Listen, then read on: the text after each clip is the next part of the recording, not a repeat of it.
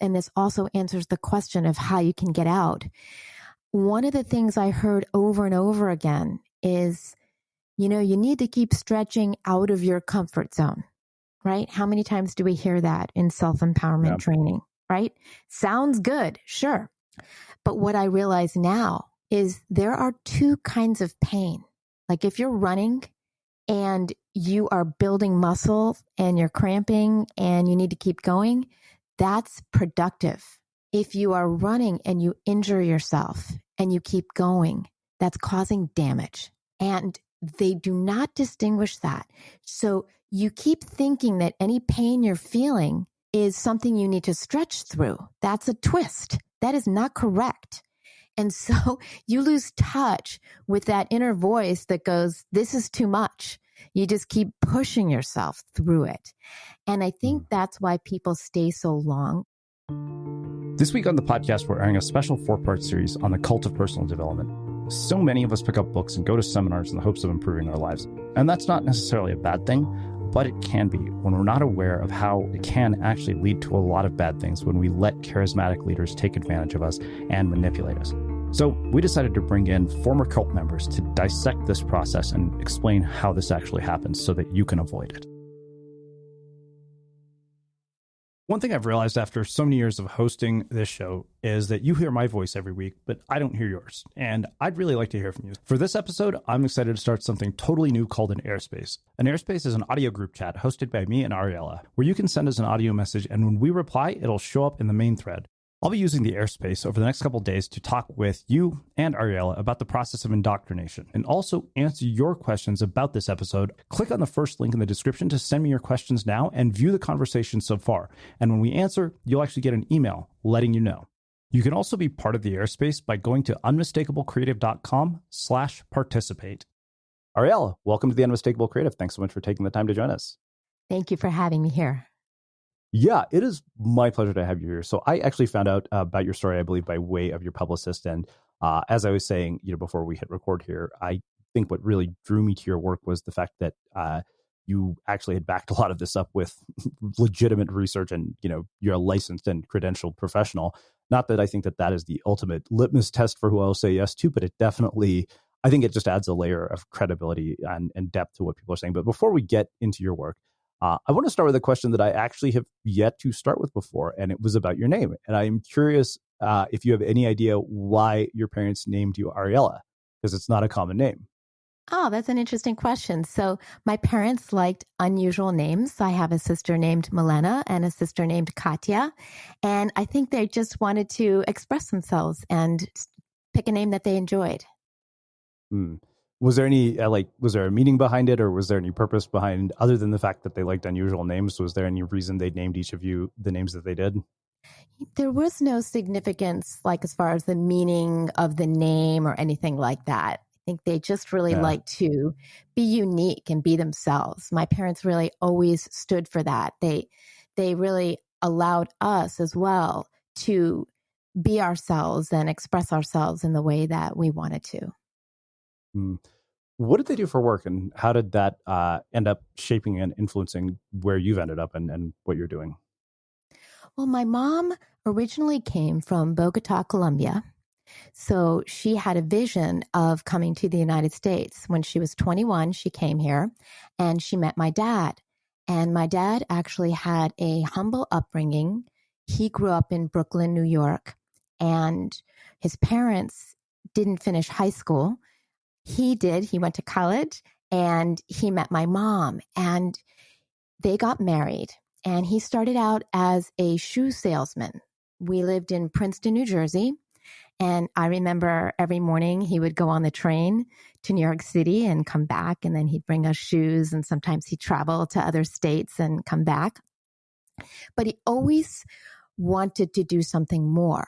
So he actually became a commodities trader. And he started out in this small company that ended up huge. And he had a very impactful career and became very successful. And my mother raised us when we were younger. And then she became a translator. And she also became a test writer at ETS, which writes like the GREs and a lot of the tests that people use around the world.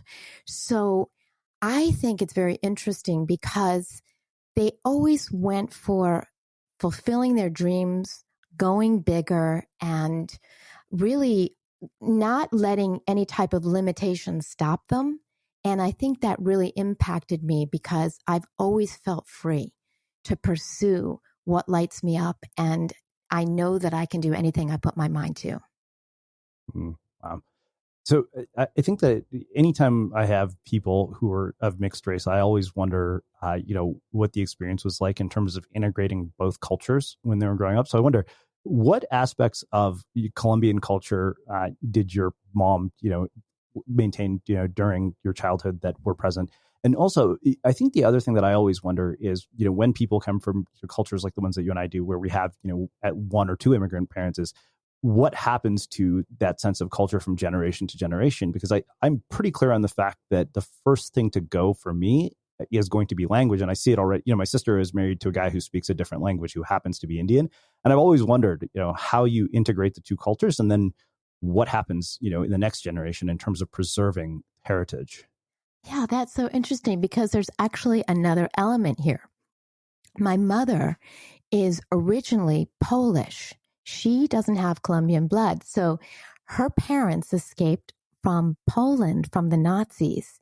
And her dad actually got on a cargo ship and ended up in Colombia and then sent for his wife, my mother's mother, and they started a life in Colombia. So her parents were first generation Colombian, and they spoke Yiddish at home. And she learned Spanish and French at school, and then English. And so really, both of my parents, the culture that I experienced at home was more of the Jewish culture because they were both Jewish. And my mother at that time, I don't know if you remember, but it was very popular to try to get rid of the culture that you came from. So now people like to speak the language to their children. But when I was growing up, it was more fashionable to just speak English and fit into society. So she never spoke to us in Spanish and didn't really bring much of the Colombian culture to the family, Wow. actually. Yeah. So, okay, so we look at culture from the standpoint of things like language, food. What about in terms of values? Did any of those make it into your childhood? Like, were those part of your childhood, the values that come from both cultures? I mean, that is something I'm always curious about, because I think that particularly with immigrants, I feel like they get raised with, sometimes values that are very different than people who are born and brought up here. Yes, I would say the strongest value that came from my mother's Colombian upbringing would be the sense of family. That was always so important to her. And one of the things that she would talk about is feeling like American families are so isolated and kids get isolated from their parents, whereas in Colombia, there's just so much family, community, and connection. And the other thing is that people spend a lot more time relaxing and just kind of enjoying. They take long lunches, long naps, things like that. And so those were two things that were talked about a lot. And she tried to bring them into our upbringing, although we wanted to be very American. And I remember being embarrassed of her accent at some I can relate. times. And, right. Isn't that too bad? And then I've Oh yeah. definitely passed those things on to my child. I have a 24-year-old son, and I definitely have those values in my life. Hmm. Why do you think that this whole idea of family and community is actually not more prevalent, given that we know that social connection is one of the most important things for our happiness and well-being? I think that Americans, in my perception of growing up, really focus on independence. We take pride in being our own person and being independent, which is wonderful, but somehow it translates into kind of dismissing your family in a certain way, or it's more of an option, and it's more exciting to go out and be your own person. And I think that's some of the indoctrination that we have here in this country. Wow. Well, I mean, speaking of indoctrination, I couldn't let go of the fact that you said that your mother was a test writer for ETS, which, Yeah. it's funny because as somebody who was terrible at standardized tests despite getting into a prestigious school, me and my sister joke that we probably wouldn't get into Berkeley today just based on what we've seen in the news. But what did your parents teach you about education and about making your way in the world? Yes, education was so important to my parents. And so that was always of the highest value. So we studied things like violin. I studied violin, gymnastics, ballet, of course, did my best in school and went to good schools as well. And that was just always emphasized. And then I ended up becoming a teacher of a self-empowerment course and being a lifelong learner. I love to read and I love to study. It's one of the things I love most. So that was a huge value at my home. Mm. So what in the world leads you from, getting an Ivy League degree or 2 Ivy League degrees to doing this work? Because I think that one of the things that I always noticed, particularly at a place like Berkeley, was that when you get into these environments that often seem that they're going to be sort of these, hotbeds of diversity and, great intellectual discussion, more often than not, they feel more like breeding grounds for conformity, where, it's like basically training grounds for future investment bankers, doctors, lawyers, and engineers. Not that there's anything wrong with those professions, but I think that to me, it just seemed like such a limiting way to view an education. And I mean, you've been in 2 institutions like that. So 2, one, like what set you on this path, and why do you think that is? Like, why do you think that these places become such breeding grounds for conformity? I'm not really sure why they become breeding grounds for conformity. I think that, well, in a funny way, maybe that relates to why I joined um, the course that I started teaching. I think that when people get together, there is a natural tendency to want to conform to each other, and all kinds of standards get consciously and unconsciously created in those groups. So that may have something to do with it. I personally, even though I had these great education opportunities and a great upbringing, I always felt like there was something missing for me. I was looking for something more. And I called it spiritual at the time, like something spiritual. But now I look at it like maybe looking for some more meaning in my life, more understanding of how life works. And I hadn't found it in these institutions. And so in between college and grad school, I went to India by myself and I studied Tibetan Buddhism. I didn't travel around. I lived there and I studied and I worked very hard, and it was really interesting. I learned a lot. I came back and then I decided to go back to India again and volunteer for Mother Teresa and understand life from that perspective. So it was really fascinating. And I started to get a deeper understanding of life that I was looking for. But even when I came back and I finished grad school, there was still something I was looking for. And I think now that I'm saying it, was also partly wanting to belong to something. I always felt a little bit on the outside of things. And so I had an opportunity to do this avatar course. My best friend invited me. And at that time, I had gotten divorced. I was a single mom. My son was 3. And of course, I was going through some emotional stuff and I was still looking to belong and looking for something more. So I went to the course. It was a 9-day course. And when I got there, I thought I had found what I was looking for. So I got techniques that actually really worked to help me become present and move through the negative emotions and understand what had happened. And I found other people like me who wanted to help the world and were present and kind and had a sense of purpose. So I decided to go to the next level and learn how to teach. That's what got me in.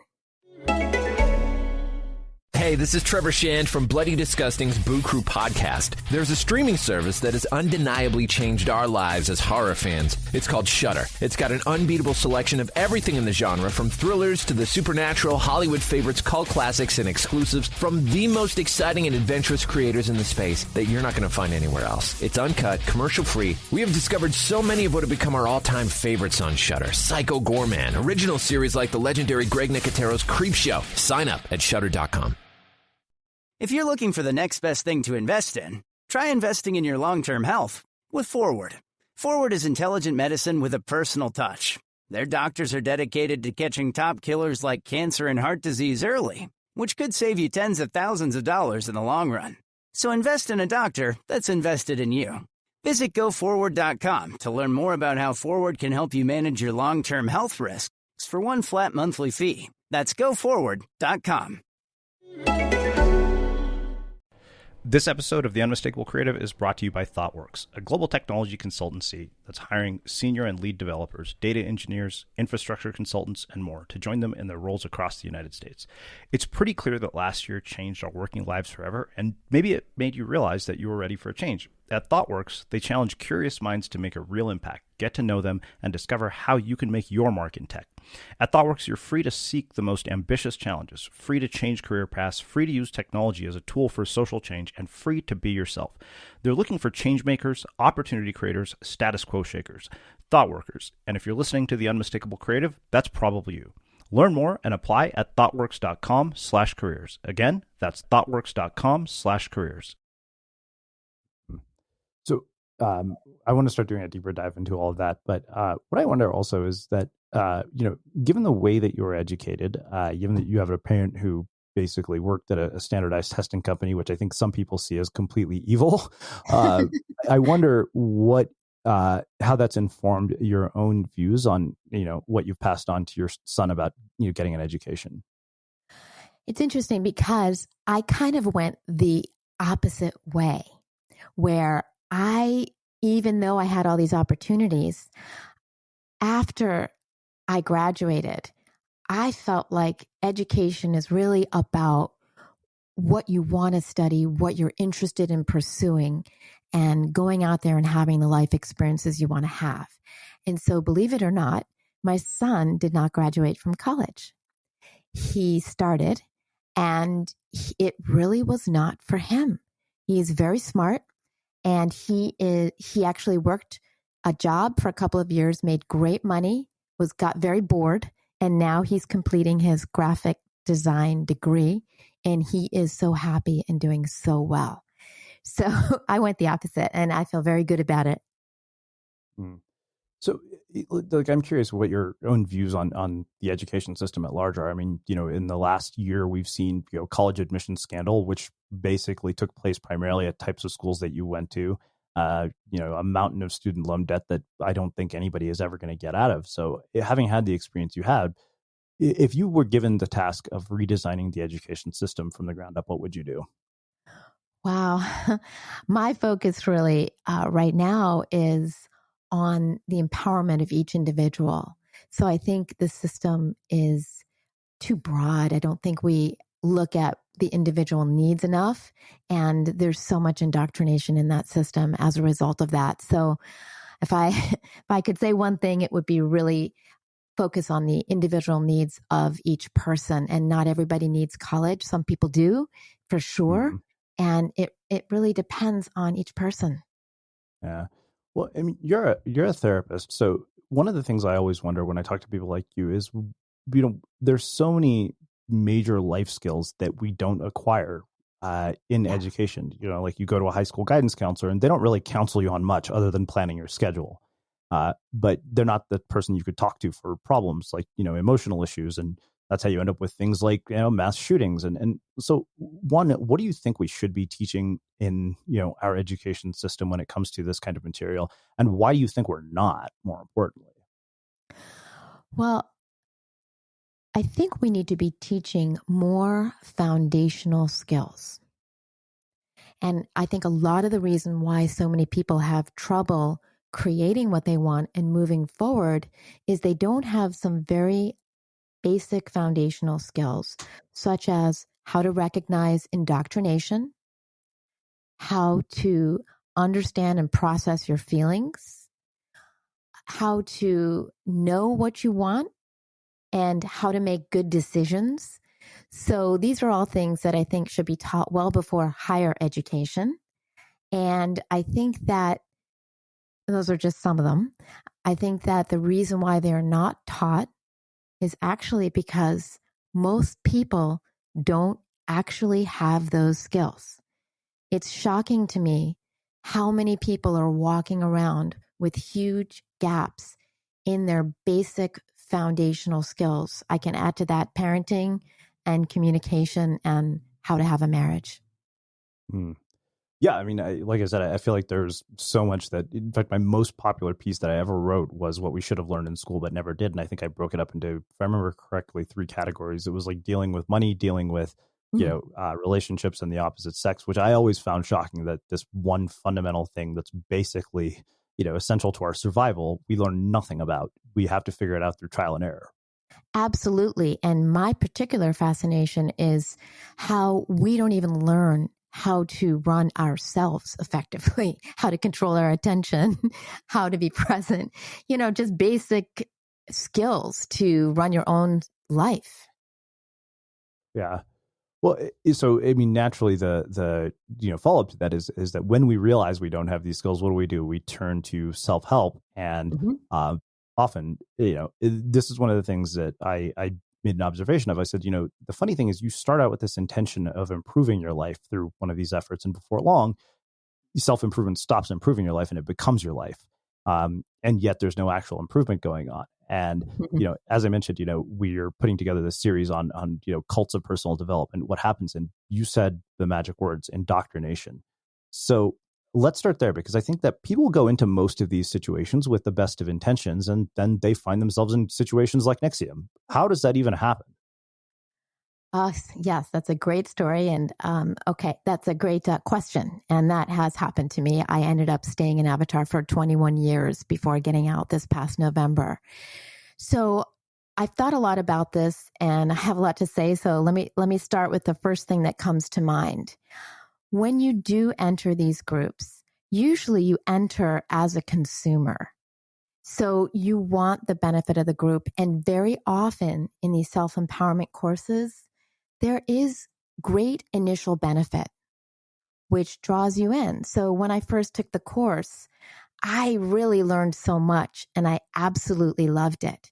Now, for me, the problem I see is after you take the course, once you get in the door, it very quietly and in a very sneaky way turns into, instead of being about your benefit, it turns into how can they use you for their benefit?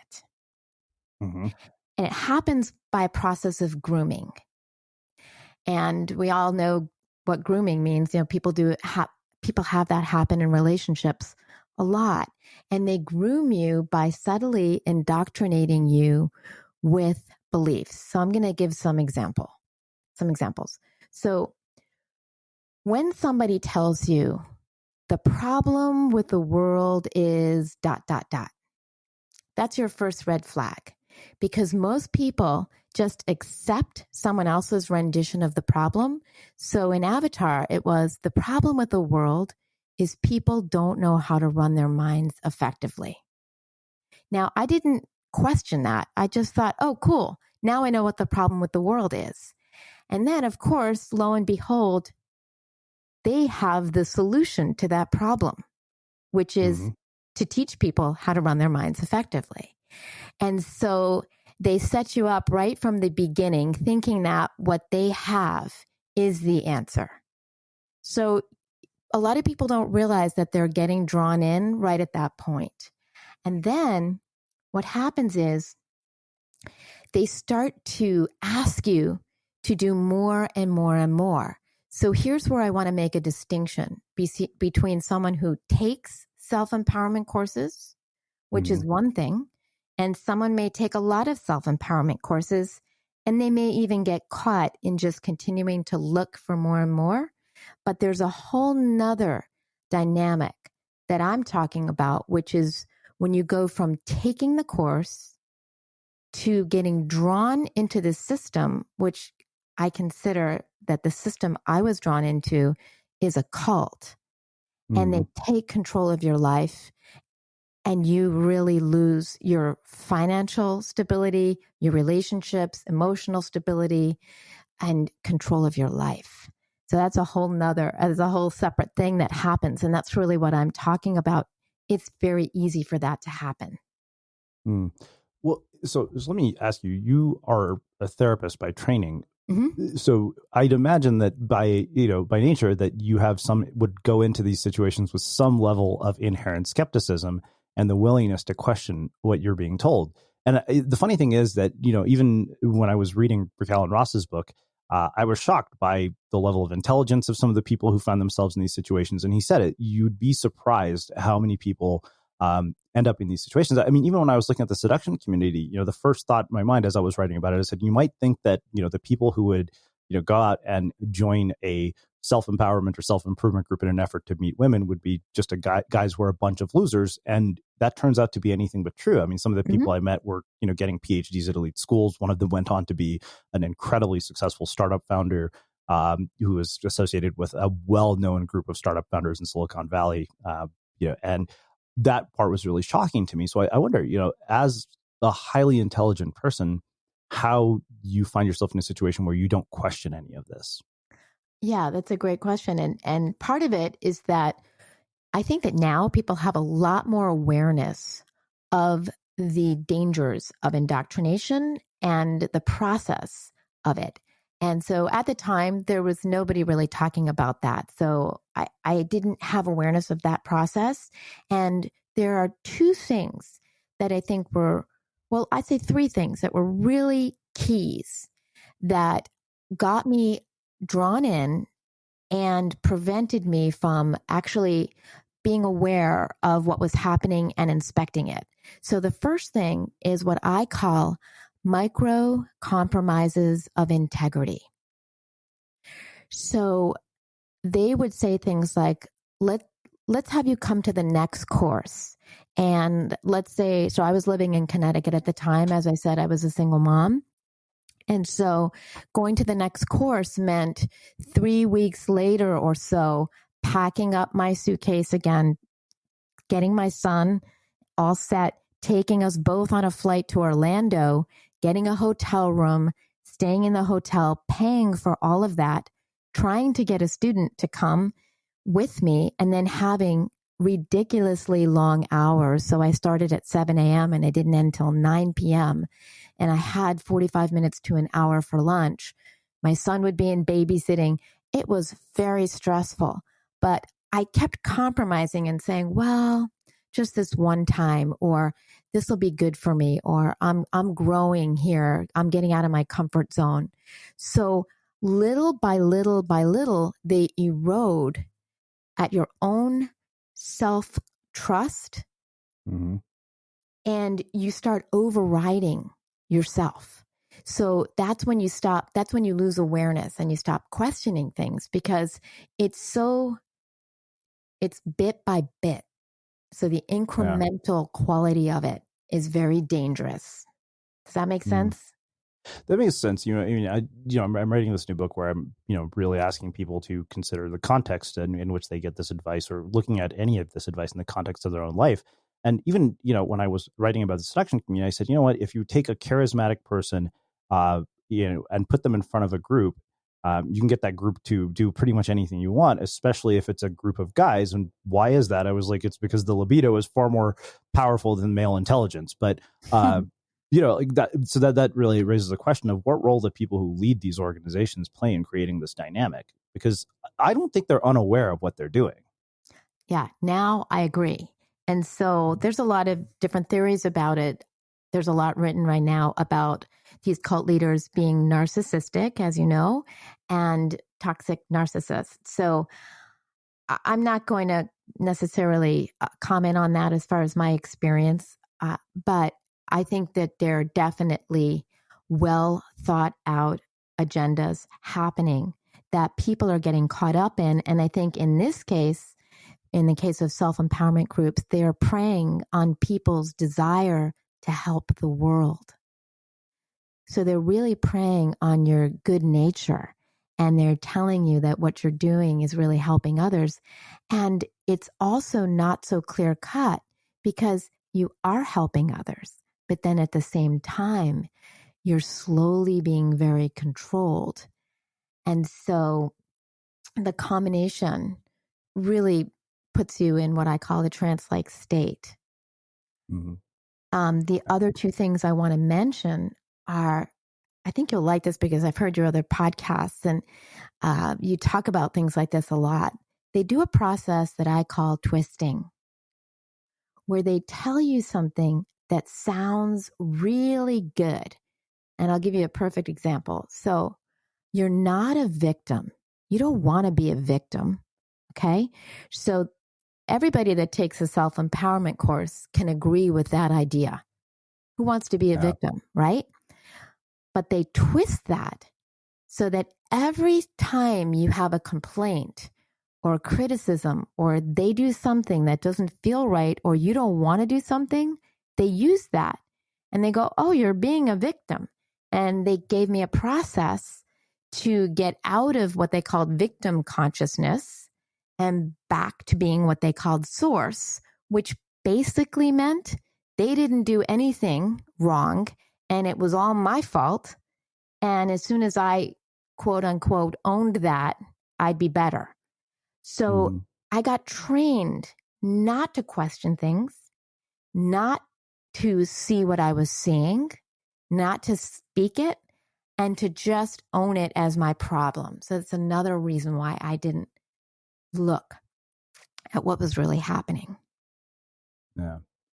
It's funny you say that, and I've mentioned this on the show before. Just I've done Landmark. I did their 2 courses, and anytime somebody asks me, I always say, "Do the 2 courses and get the hell out of there. Don't ever go anywhere near it again." Because to your point, what I found, I said, look, the information actually is invaluable, but the thing that what really struck me were 2 things. When Stephen Kotler talked about terrorist training camps and compared them to self-improvement seminars. He said basically in any situation where meaning is being made for you and you're being put into flow, like that is really, you're basically, subjecting yourself to a situation in which you lose your power.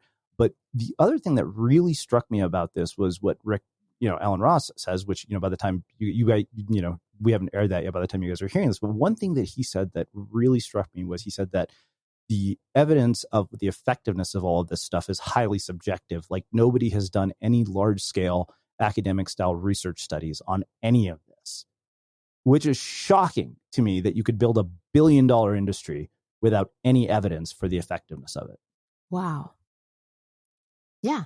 A lot of these groups, including the one I was in, the people running it and the people there, the same people having individuals come and bring their most intense situations and problems and mental health issues into the room, they have no training, no actual qualified, certified training to do what they're doing besides their own self-proclaimed expertise.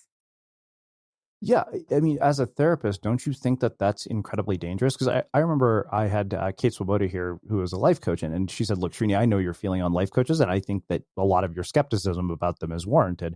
And she brought up issues like sexual abuse. She said, that's not the domain of a life coach. She's like, those are the things that need to be done by a licensed, trained professional. And yet, to your point, people are dealing with those kinds of issues in environments like this, where, to your point, like basically it's just self-proclaimed experts saying that they have the solution to these problems. Yes, I think it's very dangerous, and I see it now. And your question brings me to my third point, which is I have to say, out of everything that I came out of this with 21 years later, it shocked me the most that I was seeing things that were dangerous. And I was seeing people being treated horribly. I was treated horribly. And yet I wasn't letting it register. I stayed in a state of denial. And I was actually trained to do that. Now that happens because I was exhausted all the time. they worked you very, very hard.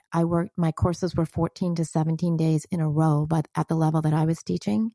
And then I had maybe 9 or 10 days in between, during which I was expected to work 24/7, no days off, constant calls, constantly recruiting people.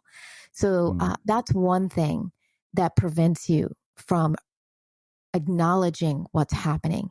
And the other thing is they train you to tune out your feelings. So I have realized the importance of acknowledging what you're feeling and what you're seeing. And when you train yourself not to do that, then you actually miss very important cues. And the way they do that was my third point that I wanted to make, is they train you to put a mission or a cause above anything else. So anything you feel is not as important as the cause, your family, your finances, all of that you're trained to dismiss. And because it's so incremental, I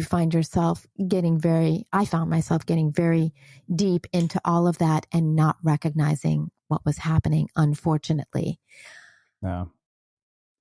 You, as I understand, were an instructor in this organization, correct? Yeah, I was at the highest level. I was an instructor, and I was also training other teachers on how to instruct and how to recruit others. Okay, so from the standpoint of a teacher, because this is something I noticed even in the Landmark Forum, was that the forum leader had this sort of almost halo over them. Mm-hmm. It's that whole idea of the person in the audience wants to be the person on the stage, to the point where that actually ends up sucking a lot of people in, because they think, oh, that's it, that's the ticket. I'm going to basically get to the point where I'm leading a forum, and they think that that's the pinnacle of achievement is to be in that position. And yet, I wonder, as a teacher, did you ever feel that, what you were teaching and what you were doing was in conflict with your own values? And like, at what point did you start to see holes in all of this? I never felt that what I was teaching was in conflict with my values. But very early on, probably in the second year, it started to become in conflict with my own values. What I was asked to do was not okay with me, and the way I was talked to was not okay with me. But I kept attributing it to, well, I'm here to grow spiritually. I'm too sensitive. I'm learning how to be a leader, and I just really justified it. So it happened very early on. As I got further up in the organization, the treatment got way worse. So in the last 10 years, it got to the point where there was actually a lot of public shaming, public humiliation. I had to be saying that I did what they call transgressions against Avatar that I never did. It was like really a kind of a mind fuck, actually, where you were told that you were doing something and you had these intentions and you had to say you did, or you would lose a lot of privileges. So it got a lot worse. By the time it got worse, I was so trained at tuning it out. There was actually a moment where I felt that I was wishing I could get sick because I felt there was no way out. And it was so against my moral code. But again, it wasn't what we were teaching other people. It was the behind the scenes treatment of the people who were teaching that was so out of integrity for me. Wow. So what I wonder, 21 years is a really long time. I mean, and that seems pretty standard for a lot of people who rise to the heights of these organizations. Even when I was watching Leah Remini's documentary, there were people who had basically made it to the highest level of Scientology. And you look at it and it was 20 plus years, millions of dollars. So one, I wonder, why is it that it takes so damn long for people to have some sort of wake up call to say, wait a minute, this is a disaster. Like, I need to get out of here. And the process of getting out sounds, way more painful than the process of getting in, from everything that I've read. So one, why does it take that long? Two, what is it that finally makes somebody get this sort of wake up call? And then after that, let's talk about what actually happens when you leave. Okay. So I think that the problem that you're addressing right now and the question is so relevant, not only to people that get involved in groups, but this happens in relationships. And the extreme form of what we're talking about is radicalization into conspiracy theories, hate groups. It happens all over right now. So human beings have the propensity to get indoctrinated into ways of thinking. And when you are so in, it is really tough to see another viewpoint. And it's a fascinating thing about human beings. I know I've been talking about that a lot. And part of it is this twisting that they do. I'll give you another example and this also answers the question of how you can get out. One of the things I heard over and over again is, you need to keep stretching out of your comfort zone, right? How many times do we hear that in self-empowerment training, right? Sounds good, sure. But what I realize now is there are two kinds of pain. Like if you're running and you are building muscle and you're cramping and you need to keep going, that's productive. If you are running and you injure yourself and you keep going, that's causing damage. And they do not distinguish that. So you keep thinking that any pain you're feeling is something you need to stretch through. That's a twist. That is not correct. And so you lose touch with that inner voice that goes, this is too much. You just keep pushing yourself through it. And I think that's why people stay so long, because it's like a perfect storm. Every cue that might give you a clue that you're hurting or that something is not right, you justify or you have some rationale or twist for. It's kind of similar in a certain way to an addiction. Your life is falling apart, but you still keep going for, like, as you say, those peak experiences, and you stay in and you don't pay attention. Mm-hmm. And so does that make sense? Yeah, it does. I mean, I think I ended up writing a section for my new book saying, like the title, never make a major life decision after a peak experience. Yes. Because you're not thinking rationally or logically. This is why I think that you get to the end of a conference. This was very intentionally why when we had a conference, I was incredibly clear on the fact that we would not allow any upsells at the end of it. And, one of our friends said, this is bad for business. And I said, yeah, I'm well aware of that, but it's good for people. Wow. That's so great. Yeah. Yeah. Well, this is the problem. So I think that there's two next things I want to say. One is that you need to take responsibility for having self-awareness. And the piece that I really learned after I left is that we need to go beyond self-awareness. We need to actually acknowledge what we're feeling and acknowledge what we're seeing and take that extra step to acknowledge it, because that's what I was missing. And that's what people who, like, they may go, yeah, I'm exhausted, but they don't acknowledge, how exhausted are you? How much money did you just spend? Are you making any money? What's happening in your relationships? And all those things, you don't acknowledge them. Yeah, well, that actually was a perfect segue to the next question is looking at this from the standpoint of your finances as well as your relationships, because I feel like when people are put in these environments and, to use Stephen Kotler's words, meaning is made for them, it's easy for them to fall into the trap of spending money on things that they can't afford. I remember even Leah Remini saying that, she was showing her Scientology library, and the guy had asked her, how much did you spend on all of this stuff? And she said millions. And he said, well, yeah, you're a celebrity actor. You can afford to spend millions on this stuff. What about the average person who doesn't? And yet somehow they still do that. How in the hell does that even happen if you don't have the money to do this? Like, you just figure out ways to find it and just keep getting yourself deeper into debt. How do people not recognize the detrimental impacts of that? And then what happens to your relationships outside of the organization? Yeah. Well, that is such a fascinating phenomena that happens is that if you don't have the money, I went into debt every year, even though I was devoting all my time to this organization. I literally went into debt every year. So I'd put it on credit card debt, and then I'd have my head down and break my agreement with my husband at the time and say, oh, I'm so sorry I did it again. Next year I'm trying. I'm going to do this. I'm going to do that. And you put it on credit cards. I saw people literally sell their homes, take second mortgages, move into trailers, just rack up exorbitant amounts of debt in order to keep doing it. And they kept going.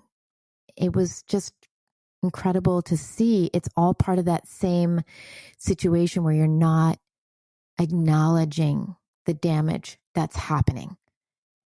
Now, is there some sort of belief that there's a light at the end of the tunnel that, if I keep going, I will eventually get this result that I'm supposedly going to get from doing this?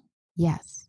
Then the belief is if you own it enough, if you are fully personally responsible and source of your life, you will be able to create the reality you want. And that's the hook. And that's also the twist. Because as you always say, nobody's looking at context, and it's not true. No. That is not true. If somebody tells you, you create your own reality, you can create any reality you want, I call that now the Santa Claus view of the universe. It's not that simple. And I'm not saying that we don't create in our lives. Of course we do. And we can learn to take more and more responsibility for creating what we want. But it is not that simple. And so, yeah, you're sold on that. And then as far as family, like you asked before, you're actually trained to spend less and less time with family. And you're told that the more time you spend devoting yourself to the mission, the better your family will be. Somehow, magically, that's another myth, that they'll just get the benefits because you're helping humanity so much. And in fact, of course, that is not true in any way, shape, or form, and your relationships fall apart.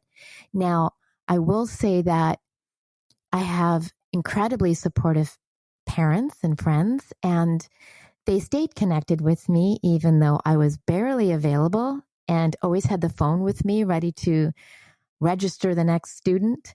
They stayed connected with me.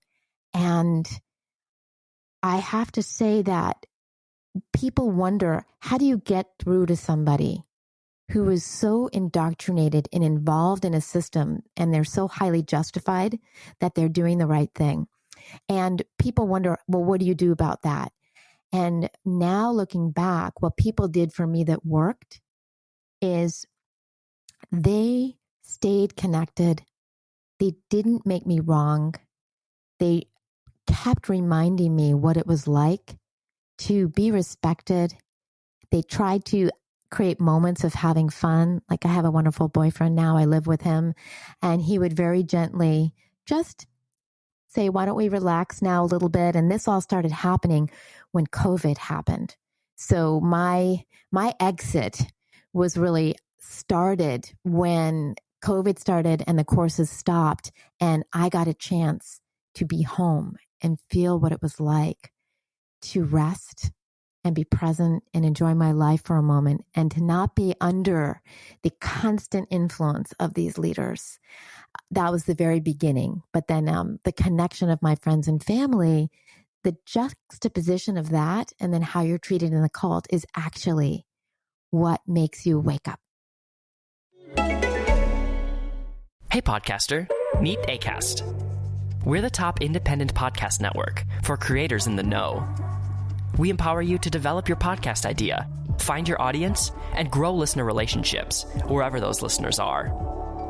You'll also find a whole range of ways to make money, from membership plans for paying fans to our fully curated and creative advertising experience. Visit acast.com/network to find out more. Acast, for the stories. Wow.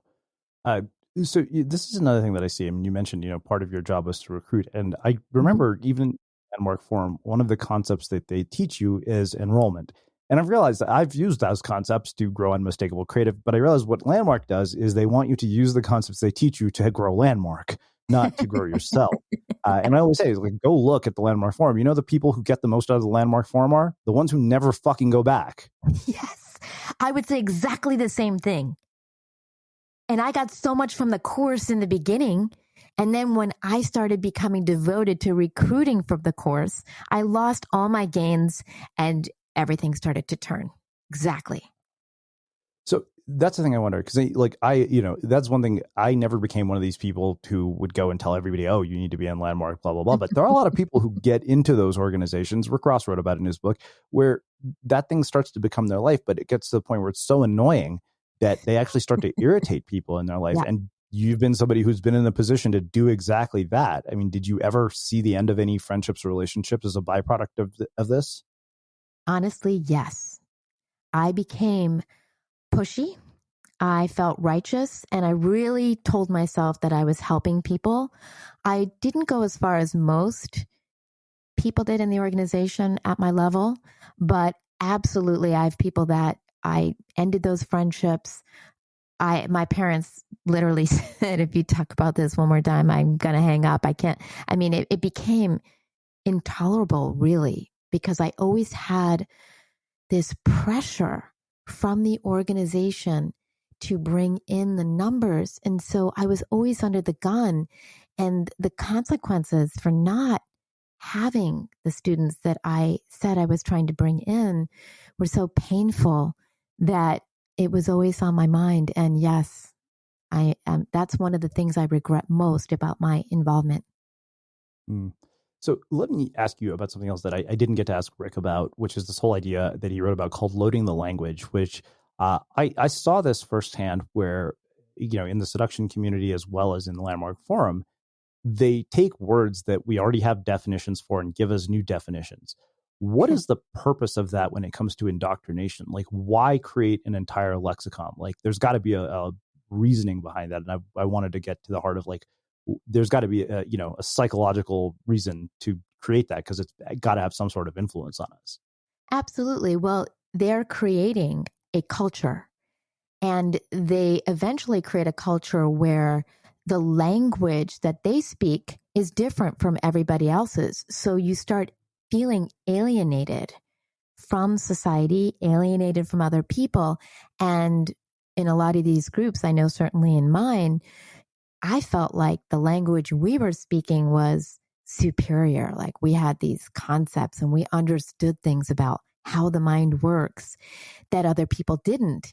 And another thing they would do is they would discourage reading things, taking any other courses at the level that I was at that was considered out of alignment. So come to find out, when I leave, this shit is everywhere. I mean, it's not that the tools weren't great, but he put together concepts and tools that I can find in lots of other places. And the language is something that they created to keep you hooked. And it doesn't mean that no one else speaks that language and no one else can understand these tools, but they make you think that. Now, as a therapist, why do you think that people will default to joining one of these organizations as opposed to seeing you?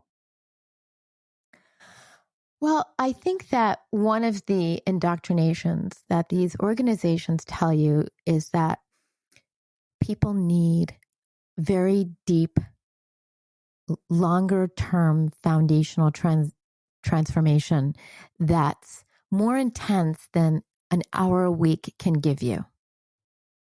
So that's another one of the selling points. I could even sell you on that right now and tell you that with a very nice seductive voice, that how true that is. And somebody who feels like they've been trying to make improvements and hasn't been able to make it can very quickly buy that theory. Oh yeah, I really want to go and have a deep transformation. Looking back, a lot of that time was wasted and wasn't necessary, actually. It depends on if you're finding the therapist that is the right match for you and you're getting the tools that you need. But I think that's what draws you in, is that idea that you need something more than an hour a week or a coach or a therapist can give you. Okay. Well, let's talk about what happens when you leave. You talked about transgressions. I mean, we've kind of seen, from the documentaries that have been released about NXIVM that when you leave, life gets pretty difficult. Everything from legal action to people just making your life a living hell, to your point, public humiliation. How do you navigate that transition? I mean, I know you're fresh out of this. So what has that been like? And then what are the challenges of it? And I think the question I have is ultimately, like, what do we do about this? And it's not like people are going to stop teaching self-empowerment. It's not like Tony Robbins' career is going to end tomorrow, to the best of my knowledge. People are still going to buy books. People are still going to listen to this podcast. And a lot of the people who come here, to teach what they do fall into this category. And that's why I make a point to question every single thing and drill as deep as I can with every single person, because I want them to back up what they're saying with either, validity, or to actually encourage people to consider context. Yeah. So leaving, for me, I had some benefits that made my transition out a lot easier than some other people. And the first one was, as I mentioned, I had COVID so that I could not go to a course. So one of the things it has been studied is that people who are removed from a controlling environment for even 3 days start to get a different perspective. So that's one of the things that made my transition easier. Also, I had training as a therapist, so I knew I could do something else, even though they would tell the people that are in the group that, you're so specialized that there's nothing you could do right now. In fact, my practice built up very quickly as soon as I left. And also, the third thing is that nobody from the organization is allowed to contact me. So I had friends that I had been with for 20 years, and I lost them all overnight. And I knew that would happen. And I would say that has been the greatest loss for me, and the greatest challenge is not having my friendships. There was also a lot of disorientation in the beginning, because I always knew every day what I'd be doing. My day was so structured. And so I needed to create that again.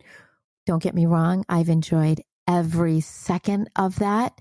And the benefits of leaving have so outweighed the pain of being controlled like I was. But you just have to really reinvent yourself. I took off all my social media, my website, and starting again with all of that. And so there are challenges, I would say, in the beginning for me also. I had to come to terms with the amount of time I spent there, the regrets about the loss of my time and resources, and some of the things I did to others, such as ignoring what they were experiencing. I saw people not being treated well, and I didn't stand up for that, and that's against my own moral code. So I had to come to terms with that. But I feel very grateful. Like I said, I have a wonderfully supportive partner and a wonderful life, and I was able to recreate myself. But for each person, their challenges are unique, and the amount of time it takes to go through that is different. And we just need to go through it and come back out on our feet. Yeah. I guess for me, in so many ways, this is such a parallel to somebody who's a professional athlete who spends their entire career getting ready to do this one thing. And then when that doesn't materialize, there's almost this tremendous loss of identity. Mm-hmm. And so I wonder, how do you start to recover a sense of identity when something like this has been your identity for as long as it was?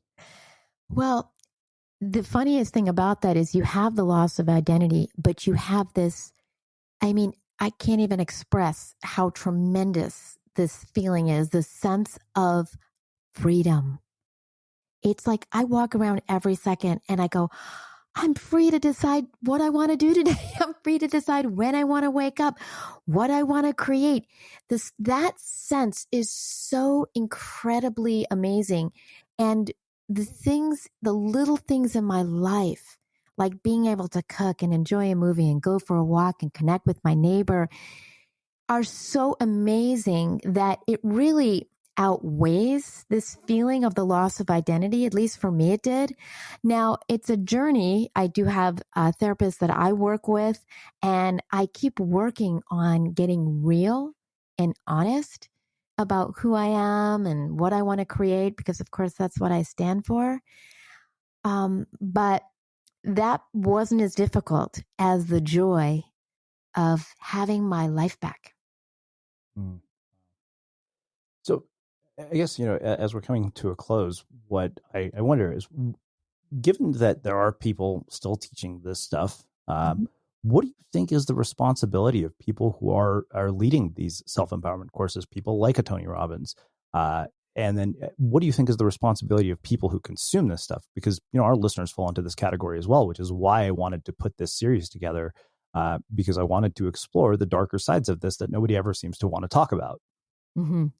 Okay, two great questions. So for the consumer, I know this sounds funny, but I'm not really giving much advice in my life anymore. But the one piece of advice I would give to any consumer is pay attention to what you are seeing.